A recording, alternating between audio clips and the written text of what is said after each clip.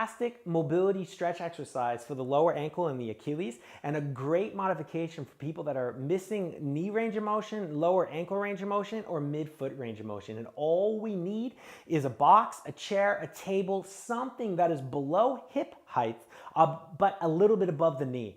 And what we're gonna do is we're gonna take the foot in which we're stretching, so mine will be the right. I'm gonna stand a little bit to the left of the box. I'm gonna take my shoe and my sock off of the foot that I'm stretching in a neutral position, meaning my hips should be level, I should be comfortable. I'm gonna step up with my foot straight. I do not wanna have my foot in this like duck turned out position. I wanna make sure the foot is straight.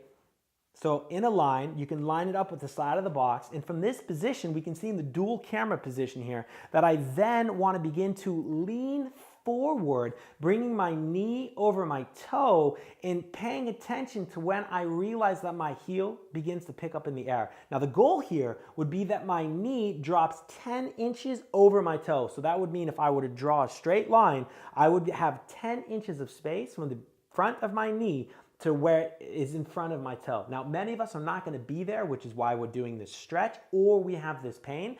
What you're gonna realize is when you get to your limit, the heel is gonna wanna pick up a little bit. When that heel picks up, what we wanna do is then use our upper body and begin to push down on our leg. And what you will realize is that is gonna accentuate that stretch in this lower ankle posterior portion of our leg, if you will. From here, I just want to hold this position and be comfortable. So if that means I need to kind of shift my body weight a little bit as I lean more forward or shift my body weight back, that is okay.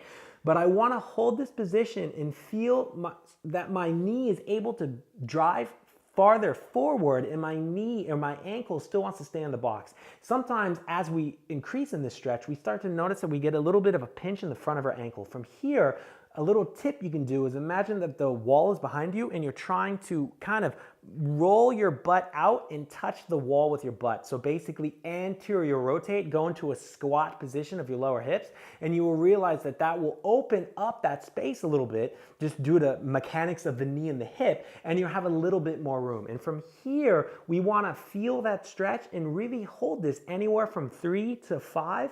I've even had athletes hold this up to 15 minutes. And when that stretch becomes deeper, you're gonna notice it becomes much more intense. And when that intensity comes, that is okay. We just wanna remember to breathe.